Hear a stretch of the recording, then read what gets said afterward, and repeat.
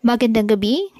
Ayon po sa Philippine Institute of Volcanology and Seismology or PHIVOLCS, ngayong araw, June 3, 2024, araw po ng Lunes ay sumabog ang Bulkang Kanlaon sa Negros at nagbubuga ito ng 5,000 metro ng plome.